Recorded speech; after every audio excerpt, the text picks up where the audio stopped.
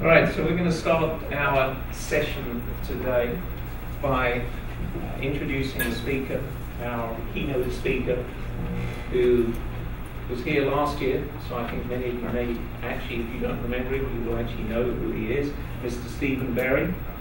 Mr. Berry is President and CEO of the Rural Cellular Association, and that's the nation's leading association for the competitive wireless service providers.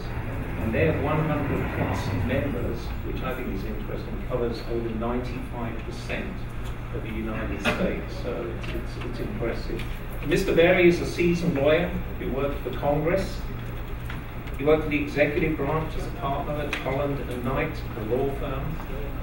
Mr. Berry has held several senior positions in organizations such as the NCTA, the National Cable and Telecommunications Association, the Wireless Association, CTIA, and also as Director of Marketing Association, the DMA.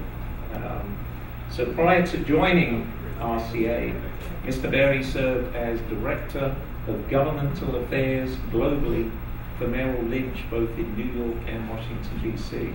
So we're very pleased to be able to have him here today as our opening speaker. Mr. Berry.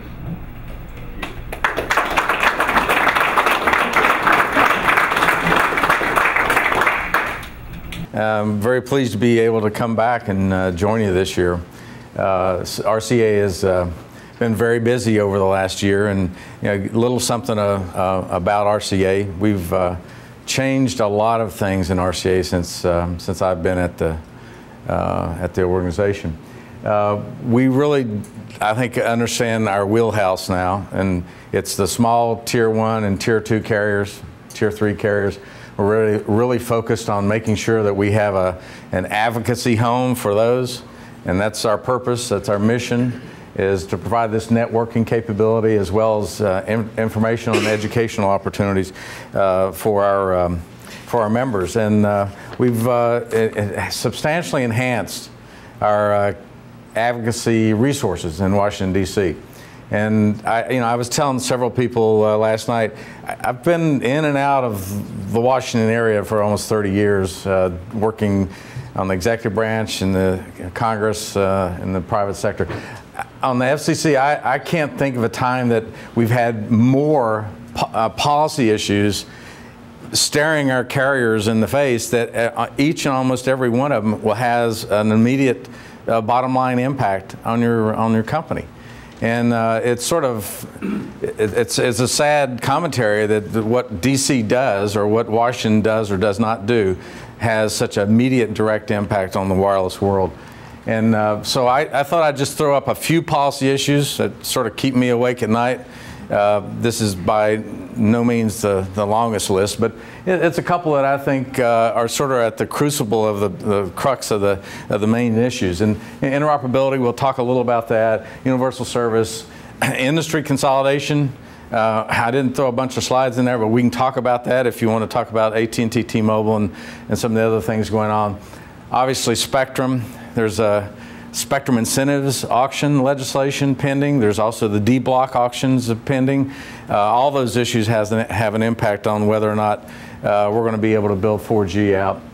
I threw NG 911 up there because that is one of the most perplexing issues because most of our carriers are just getting the phase 2, and now we're talking about NG 911, and the solutions that I'm seeing coming out of DC are, well, there are no technological solutions for many of them, but yet we're talking about rules. So that bothers me just a little on where we're going. Interoperability, I throw this one up because this is probably one of the most difficult issues to address is 700 megahertz. We thought the 700 megahertz was going to be the convergence platform. The 700 megahertz, we were going to be able to get to 4G, and our carriers, the smaller carriers, bought mostly band 12, lower A and B, would be able to get access to devices as well as base stations, and you'd be able to go to the 4G platform. So many of our carriers sort of held off saying, okay, I'm going to put my money in 4G. And we're now seeing that it's been balkanized by the activities of essentially two of the largest carriers in the United States. And everyone sells a national product now. So if you don't have a roaming partner, if you don't have a capability to sell that national product, then you got to ask yourself how many people wants to buy a phone that only works in a small geographic area. So for smaller carriers, and like I say, we have over 100 smaller carriers in RCA, that is sort of one of the must-have, events. You have to have these partners, and data roaming is critical for all your investment decisions. Doesn't matter how good a solution Globecomm has made for you to find your way to 4G. If you can't see a solution, a business model solution, and you know that consumers make their decisions based on whether or not you get access anytime, any place, anywhere, and the best, greatest, newest handsets.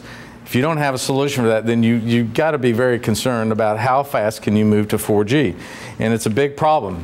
And it's holding up build-out decisions all across the I want to talk a lot about that because the picture sort of tells what I'm talking about. Partners is who do you partner with? Who will help you give that national footprint?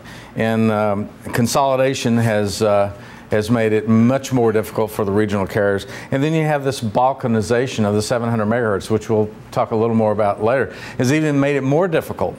So going forward, the RCA members, and I've told this to many of them, I said I think as a whole we need to think about different strategies and different concepts of how we're going to modify this landscape. And let me just click through. There you go. We're in an era of potentially decline of the competitive industry in the wireless world. And you just look up here. This is just a few. In 2001. There were probably 15 significant players out there, and in 2010, 2011, you've got 4 national players, one being under consideration of a takeover by AT&T. If you're a GSM carrier, who do you have to go to? If AT&T and T-Mobile goes through, you're in a monopoly world. If you're a CDMA carrier, you essentially have 2 solutions.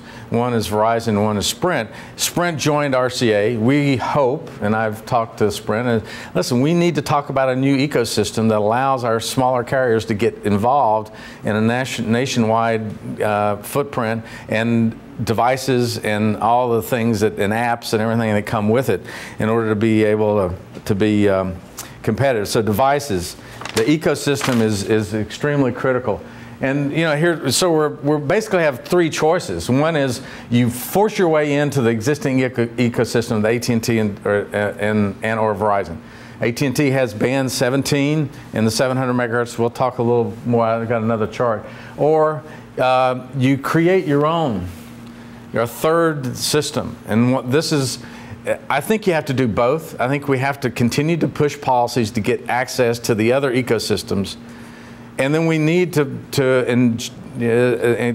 concentrate on the FCC to make sure that they understand they need to make policy decisions that helps create at least a third national ecosystem that can include AT&T and Verizon. I don't care, but allows competitive carriers the ability to access and get devices, so they have a future. I was talking interoperability. This is what I'm talking about on the balkanization. If you look up at the top, band 17 is a subset of band 12.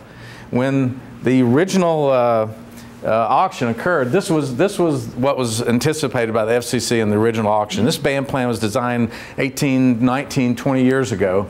It was put out for auction, and when it was, the FCC thought there was going to be a lower and an upper band. And so did all the carriers that bid. And many of our carriers spent hundreds of millions of dollars on spectrum. And they find that in the end, they're not going to be able to use it. Band 13, Verizon. Everybody's heard about the Verizon LTE program. Well, it's a great program if you're chosen by Verizon to be able to participate. You get handsets, you get roaming agreements, you get devices, you get a whole schedule of how you need to build out your network and what the your cost factors are going to be. But you have to build it on the on the Verizon network. You have to build it on their spectrum. Say you own 10, 15, 20 megahertz in lower A and B. You can't use it. You can't even integrate it in the existing band 13 devices. So you're building their network. I call it the Tom Sawyer program. Let me let you pay for building my network out, and in the end, I'll decide whether or not you get to actually continue to operate. Because whether I give you a license, a renewal license, or a renewal lease on the spectrum is all up to Verizon. The better solution would be, yes, this is a fast way to 4G for some of our members. The better solution would be, why don't we work together and find out how we integrate band 12 into band 13, or we collapse band 17 and 12 together as originally anticipated by the FCC, and we have an ecosystem that allows our carriers to immediately build out. I mean, AT&T is not going to build, despite all their concepts, that they're not going to build out in the rural areas and the most of our members. It's the bread and butter. They're just not going to. Verizon said they weren't, and they came up with a really bright business solution, bright idea, because they'll allow the guys that want to build out, that are going to be there, that are already there, let them build out and use the Verizon spectrum. In the end, Verizon has an option. Buy you out, don't renew your lease. They already have a network out there. This is a real problem. And when you think about it, public safety is up here, right up here, band 14 and D block. There's 10 megahertz sitting out there right now. Huge problem right now in Congress. Everybody's been reading about the super committee. What are they going to do? They want to encourage incentive auctions. They want more money into the U.S. Treasury. One of the issues out there is the D block. Administration originally said they wanted D block to be a partnership between public safety and carriers, wireless carriers. Now they sort of flipped it over about half a year, 8 months ago, and said what they really want to do is give the D block to public safety and give them the spectrum, and then we'll pay for building out the network separately.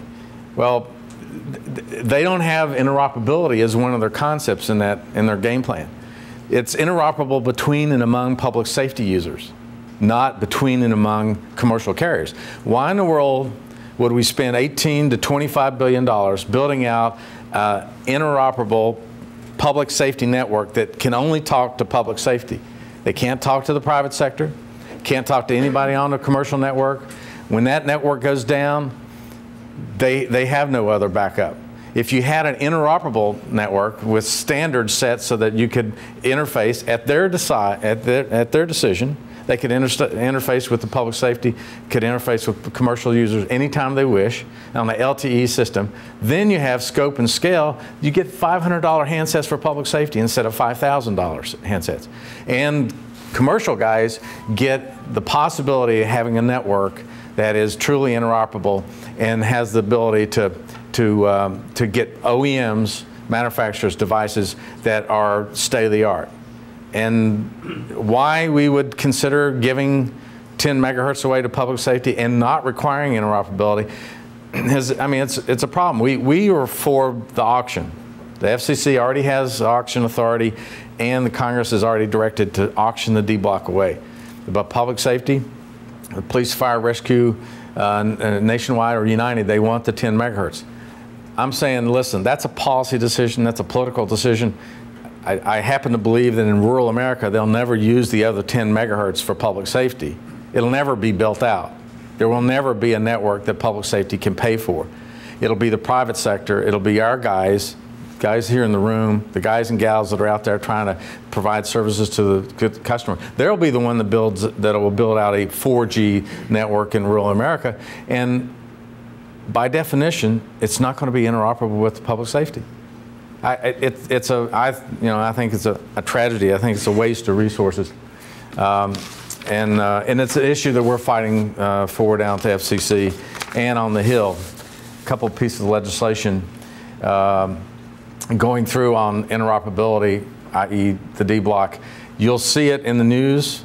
There was a letter just sent yesterday, 2 days ago, excuse me, by the super committee to the president saying, let's take a look at your auctions in the D block and how we're going to get more revenue into the U.S.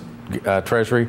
And Spectrum will be one of the main non-assigned money revenue chains of revenue that the super committee is going to look to.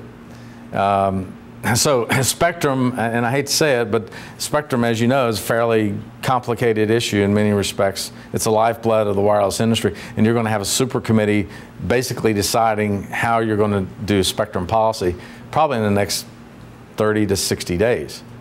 I don't know if we're going to like the results. Another issue, universal service. Let's switch gears from interoperability and devices to USF. Universal service reform. Huge issue. FCC